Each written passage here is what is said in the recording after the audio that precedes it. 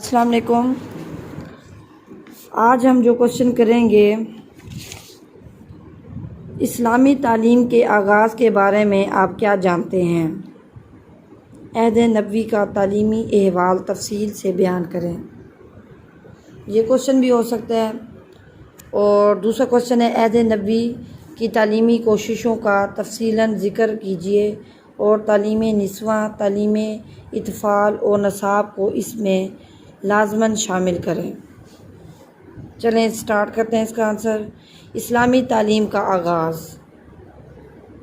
نبی کریم صلی اللہ علیہ وآلہ وسلم کی تشریف آوری سے قبل پورا عرب جہالت اور گمراہی کی تاریکی میں ڈوبا ہوا تھا۔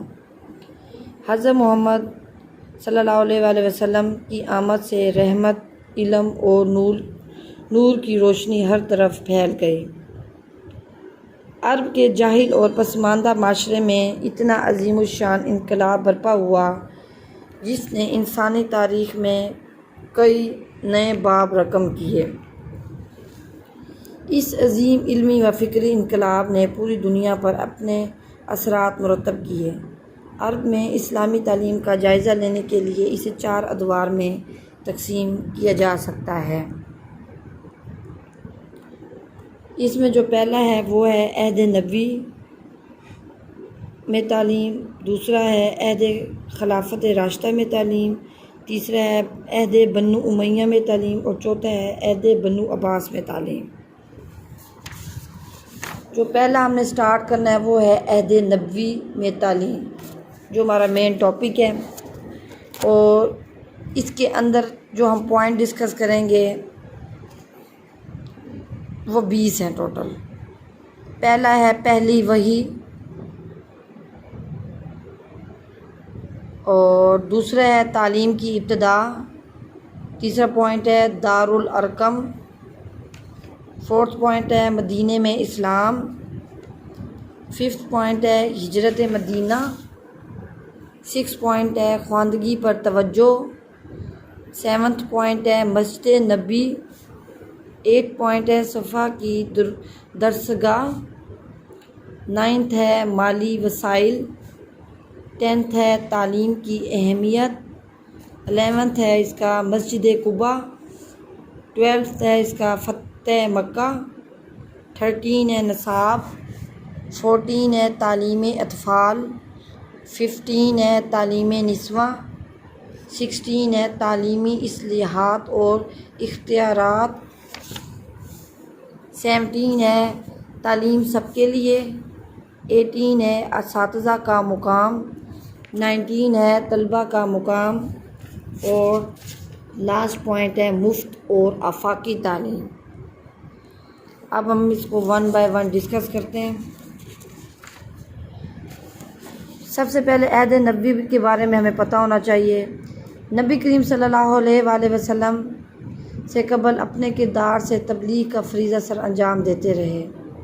بعثت سے پہلے یعنی حضرت محمد صلی اللہ علیہ وآلہ وسلم کا کردار ہی لوگوں کے لیے ایک نمونۂ عمل تھا، اس لیے کفار مکہ حضرت محمد صلی اللہ علیہ وآلہ وسلم کو صادق اور امین کے لقب سے یاد کرتے تھے۔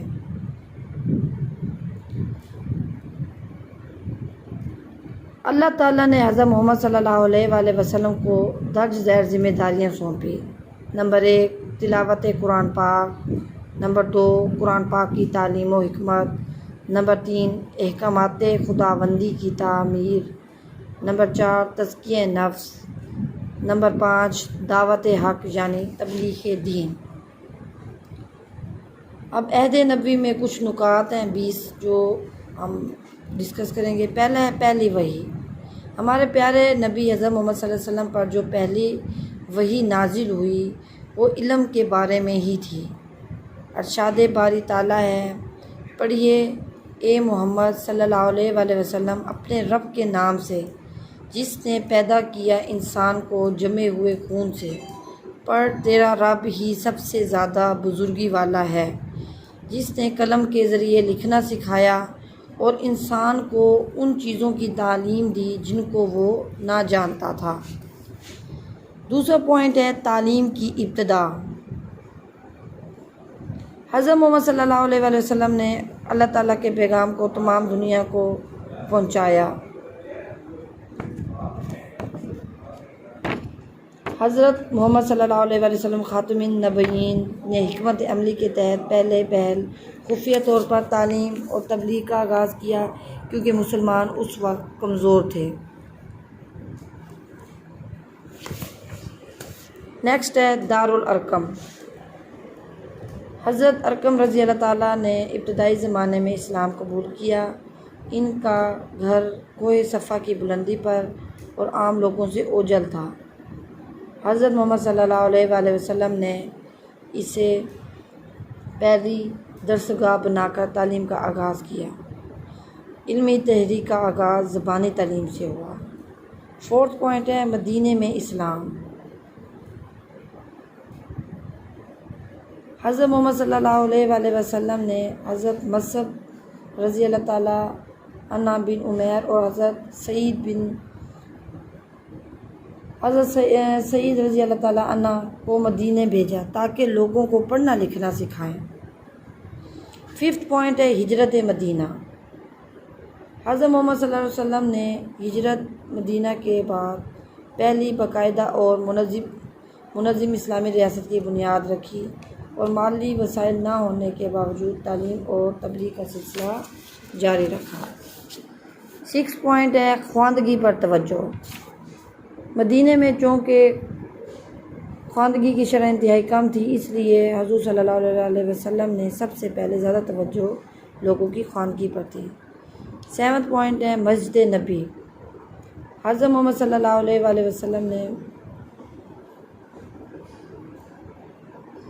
صحابہ کرام کے درمیان نماز فجر سے طلوع آفتاب تک درس و تدریس کا سلسلہ جاری رکھتے اور مسجد نبوی کو اسلامی دور کی سب سے بڑی یونیورسٹی کا درجہ بھی حاصل تھا۔ 8 پوائنٹ ہے صفا کی درسگاہ۔ مسجد نبی کے ساتھ ایک چبوترا تعمیر کیا گیا جسے صفا کہا جاتا ہے۔ یہاں باہر سے آنے والے مسلمان قیام کرتے اور دن رات تعلیم حاصل کرتے۔ 9 پوائنٹ ہے مالی وسائل۔ ابتدا میں مالی وسائل نہ ہونے کے برابر تھے۔ طلبہ کو بعض اوقات 3 دن کا فاقہ ہو جاتا اور بھوک کی وجہ سے نماز میں قیام مشکل ہو جاتا۔ یا ایک وقت میں 70 کے قریب طلبہ قیام کرتے اور ان کا تعلیمی جوش و جذبہ دیکھنے کے قابل تھا۔ 10th اس کا پوائنٹ ہے تعلیم کی اہمیت۔ حضرت محمد صلی اللہ علیہ وآلہ وسلم نے تعلیم کی اہمیت کا جو فلسفہ متعارف کروایا وہ انتہائی انقلاب آفریں تھا۔ مثلاً جنگ بدر کے قیدیوں سے کہا گیا کہ اگر ہر قیدی 10 مسلمانوں کو خواندہ بنا دے تو اسے آزاد کر دیا جائے گا۔ 11th ہے مسجد قباء۔ مدینہ منورہ میں مسجد نبی کے علاوہ تقریباً 9 اور مساجد تھیں جنہیں تعلیم و تربیت کے ذیلی مراکز قرار دے دیا گیا۔ اس سلسلے میں مدینہ کے جنوب میں 3 میل کے فاصلے پر مسجد قباء تعمیر کی گئی۔ 12 پوائنٹ ہے فتح مکہ۔ فتح مکہ کے بعد حضرت محمد صلی اللہ علیہ وسلم نے حضرت معاذ بن جبل رضی اللہ تعالیٰ عنہ کو تعلیمی امور کا پرنسپل بنایا۔ 13 پوائنٹ ہے نصاب۔ عہد نبی کے نصاب میں درج ذیل مضامین کا سراغ ملتا ہے۔ قرآن مجید کی تلاوت، تجوید قرآن، حفظ قرآن، عقائد، ارکان اسلام، تفسیر، حدیث، ریاضی، خطاطی، طب، فلکیات، تیراکی، گھڑ سواری، قانون وراثت اور تلوار زنی، نشانہ بازی۔ 14 پوائنٹ ہے تعلیم اطفال۔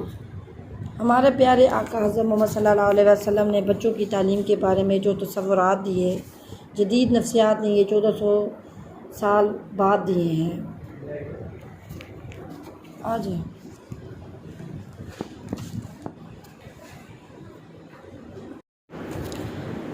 اولاد کے لیے والدین کا بہترین تحفہ عمدہ تعلیم و تربیت ہے۔ اولاد اپنے والدین سے عمدہ تعلیم و تربیت کی حقدار ہے۔ 15 پوائنٹ ہے تعلیم نسواں۔ حضرت محمد صلی اللہ علیہ وآلہ وسلم سے قبل خواتین کی تعلیم کو اچھا نہیں سمجھا جاتا تھا، لیکن حضرت محمد صلی اللہ علیہ وآلہ وسلم نے مرد اور عورت دونوں کے لیے علم کو برابر فرض قرار دیا۔ خواتین مسجد نبی کے علیحدہ دروازے سے داخل ہوتی تھی۔ اس دروازے کا نام اب بھی باب النساء ہے۔